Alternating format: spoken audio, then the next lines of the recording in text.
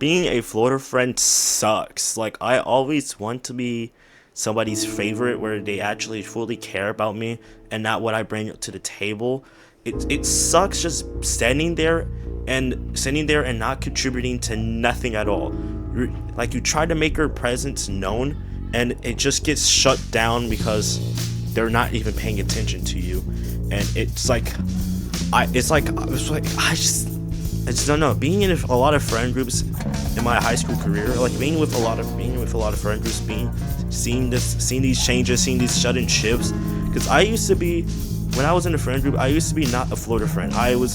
Everybody knows who I am. Everybody talked to me at least handful of times.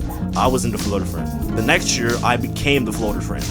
Everybody had their own thing going on, and this is high school drama. A lot of high school drama stuff happened, and they made a separate group chat and didn't have me and my friend in it. And it was just like, okay, yeah, all right, I see how it is.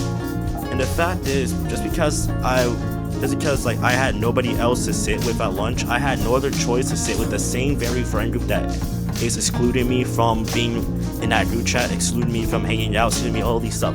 Like, I was just, every time we have a class, we all have a class together. So when we get to the class, I was just chatting up with them. And then when we get in the class, they all was in every time in independent work, they all get into their own separate little group. And I'm just sitting there by myself, and I was like, oh, let me go over there. And then they said, nah, you stay over there. I was like, okay. Like, they know me, they know who I am, they know my existence. The thing is that they don't want me there.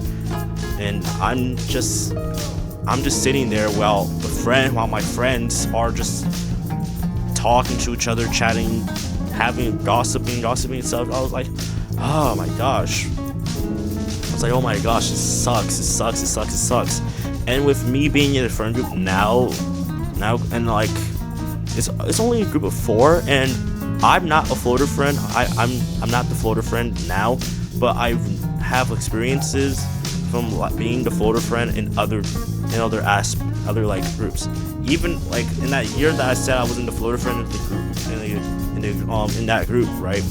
I was in another friend group. I was in 3 friend groups that year where I said, hey, I wasn't a floater friend. I was in those 2 other friend groups. I was the floater friend. There was like a friend group where it was just math class, and we were just it was math class, and they were all in a marching band. And I was just there, and they were just talking. And every time I put my input in there, it was like just annoying me.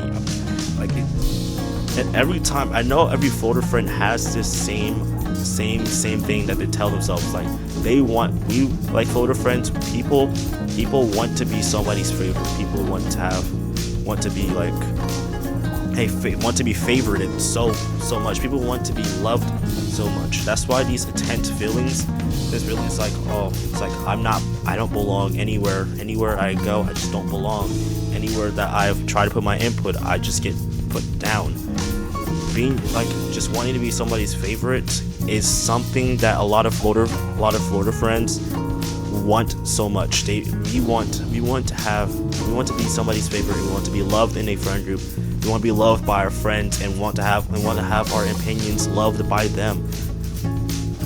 That's the basics of being the floater friend, right there. Like, if you want to understand why people are like this, like usually like if they're quiet or separated or try to get themselves away from the friend group, it's because they simple enough, they feel like they're being left out, and saying that, hey, if they're leaving me out, might as well leave myself out of these things. And if you're trying to make an effort to involve them into the stuff, good, because you're doing good, because you're doing great things, trying to remove their thoughts of their previous thoughts and their previous experiences away. And you're being a great friend if you're including your friend and stuff. If you're doing this accidentally,